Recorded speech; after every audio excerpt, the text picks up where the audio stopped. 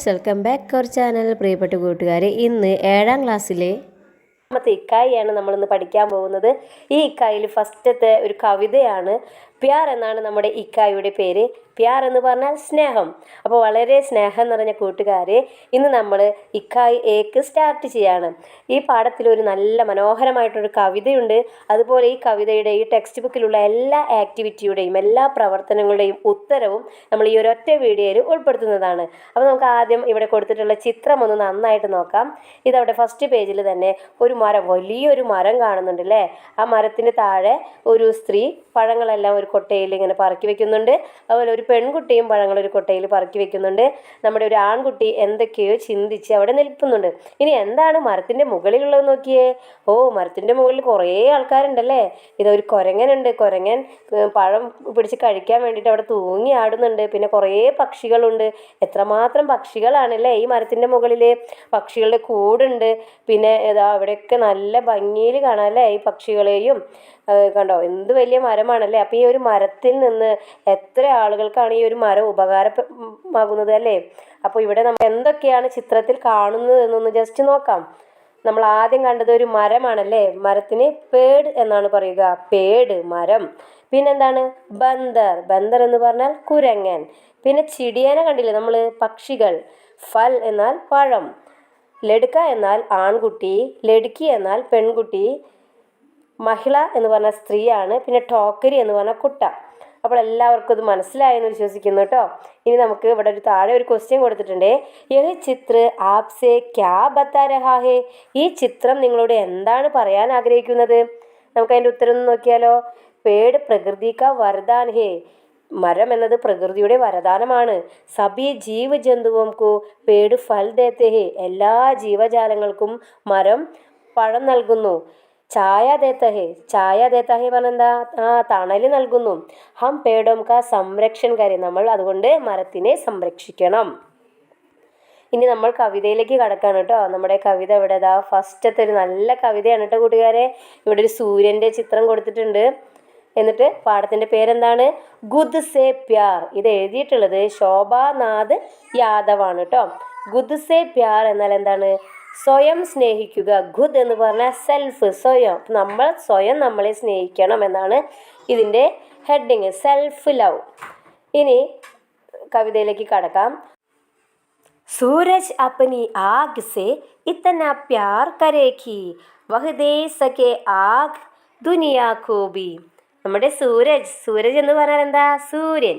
സൂര്യൻ അപ്പനി ആഗ് സേ, തൻ്റെ തീ കൊണ്ട്. ഇവിടെ ആഗ് എന്ന് പറഞ്ഞാൽ തീയാണ്. പക്ഷെ ഇവിടെ നമ്മൾക്ക് എന്താണ് അർത്ഥം വരുന്നത്? സൂര്യൻ അതിൻ്റെ പ്രകാശം കൊണ്ട്. ഇത്തന പ്യാർ കരേഖി, എത്രയും സ്നേഹം നമുക്ക് തരികയാണ്. വഹ് ദേ സകെ ആഗ്, അതുകൊണ്ട് അതിന് ആ വെളിച്ചം നമുക്ക് നൽകാൻ സാധിക്കുന്നു. സൂര്യൻ സ്വന്തമായിട്ട് തന്നെ സൂര്യനെ സ്നേഹിക്കുമ്പോൾ അതിൻ്റെ വെളിച്ചം നമുക്ക് എല്ലാവർക്കും കിട്ടുന്നു. ദുനിയാ കോബി, ഈ ലോകത്തിന് തന്നെ കിട്ടുന്നു. അപ്പോൾ എന്താണ് ഇതിന് ഉദ്ദേശിക്കുന്നത്? നമ്മൾ സ്വയം സ്നേഹിച്ചാലാണ് മറ്റുള്ളവർക്ക് സ്നേഹം പകർന്നു നൽകാൻ കഴിയും. അടുത്ത വരികൾ. ദർഖത്ത് അപ്പനെ ഫൂലോം സേ ഇത്തനാ പ്യാർ കരേക്കി വഹ് ദേ സകെ ഫൂൽ ദുനിയാ കോബി. ദർഖത്ത് എന്നാൽ മരം.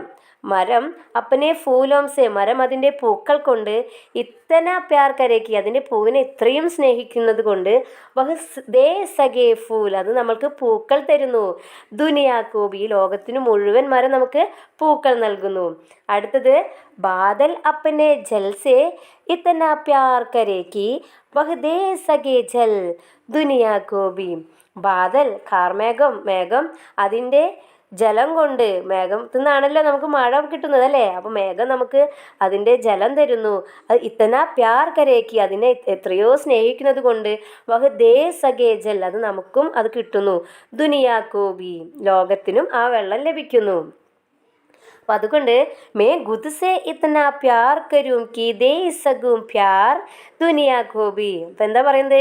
ഞാൻ ഗുദ്സെ, ഞാൻ സ്വയം എന്നെ തന്നെ ഇത്തന പ്യാർ കരും കി, ഞാൻ സ്വയം എന്നെ തന്നെ സ്നേഹിക്കുമ്പോൾ ദേ സകും പ്യാർ, ഞാനും സ്നേഹം കൊടുക്കുന്നു.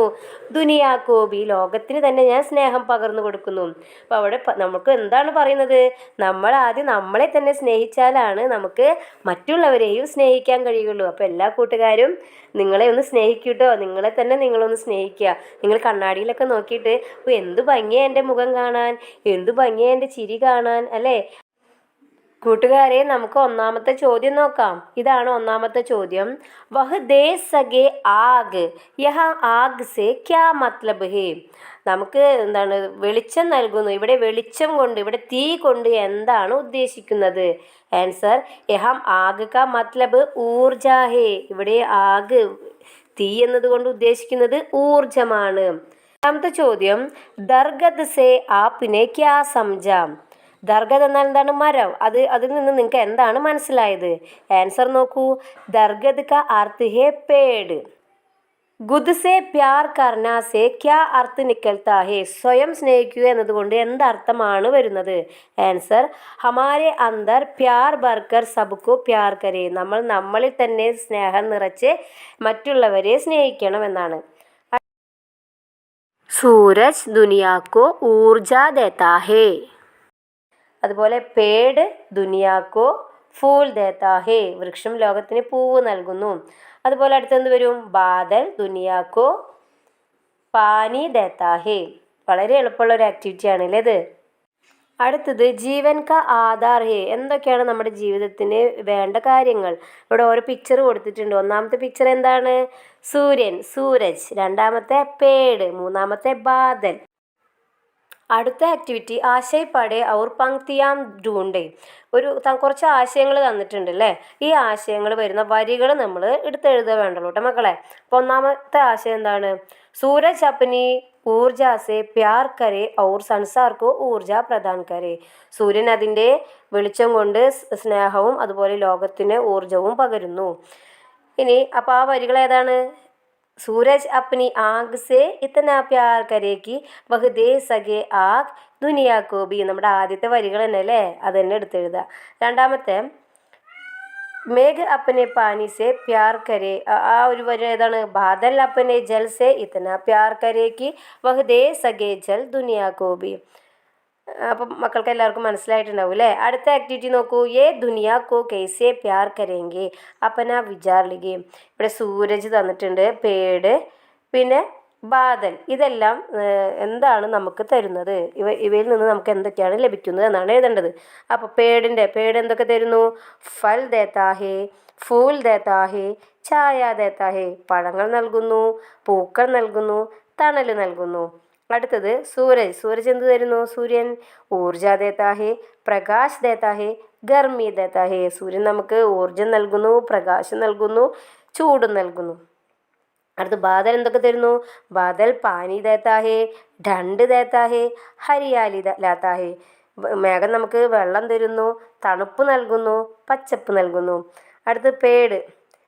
ഓക്കെ, പേട് നമ്മൾ ഒരു വട്ടം നോക്കിയില്ലേ? ഇനി കവിതാക്ക ആശയ ലിഖ. ഈ കവിതയ്ക്ക് നമുക്കൊരു ആശയം എഴുതാം കൂട്ടുകാരെ.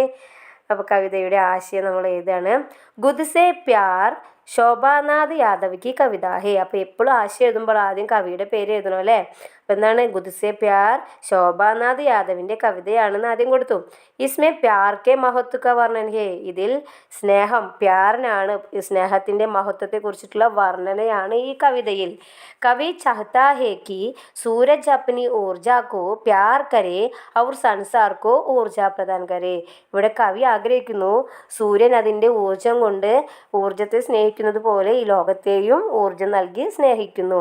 അടുത്തത് പേട് അപ്പനെ പ്യാർ ഫൂലോം കോ ബഡേ പ്യാർ സെ ദുനിയാ കോ ദേത്താ ഹേ. മരം അതിൻ്റെ സ്നേഹം പൂക്കൾ കൊണ്ടും അതുപോലെ വലിയവർക്കും ഈ ലോകത്തിനുമൊക്കെ സ്നേഹം നൽകുന്നു.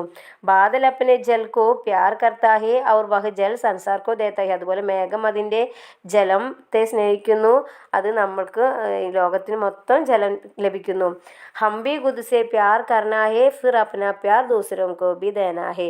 നമ്മളും നമ്മളെ സ്വയം സ്നേഹിച്ചാൽ നമ്മുടെ സ്നേഹം മറ്റുള്ളവർക്കും ലഭിക്കും. प्रकृति की तरह सबको प्यार देने की प्रेरणा इस कविता से मिलती है. പ്രകൃതിയെ പോലെ എല്ലാത്തിനെയും സ്നേഹിക്കാനുള്ള ഒരു പ്രേരണ ഈ കവിതയിൽ നിന്ന് നമുക്ക് ലഭിക്കുന്നു. അപ്പോൾ കൂട്ടുകാർക്ക് എല്ലാവർക്കും ഈ ഒരു പാഠം, കവിതയുടെ അർത്ഥം മനസ്സിലായിട്ടുണ്ടാവും. അതുപോലെ ഇതിലെല്ലാ ക്വസ്റ്റ്യൻ്റെ ആൻസറും കിട്ടിയിട്ടുണ്ടാവും അല്ലേ. പിന്നെ ആശയം. ഓക്കെ, അപ്പോൾ നമ്മൾ ഈ ഒരു ചാപ്റ്ററിൻ്റെ എല്ലാ പ്രവർത്തനങ്ങളും എല്ലാ ചോദ്യങ്ങളൊക്കെ നമ്മളിന്ന് ഡിസ്കസ് ചെയ്തു അല്ലേ. അപ്പോൾ എല്ലാ കുഞ്ഞുമക്കളും 6ാം ക്ലാസ്സിലെ എല്ലാ കുഞ്ഞുമക്കൾക്കും നമ്മുടെ യൂട്യൂബ് ചാനൽ നിങ്ങൾ സബ്സ്ക്രൈബ് ചെയ്യണം, നിങ്ങളുടെ ഫ്രണ്ട്സിന് ഷെയർ ചെയ്ത് കൊടുക്കണം, ലൈക്ക് ചെയ്യണം, കമൻറ്റ് ചെയ്യണം. അപ്പോൾ അടുത്ത വീഡിയോ ആയിട്ട് ഞാൻ പെട്ടെന്ന് വരാം കേട്ടോ. Bye bye.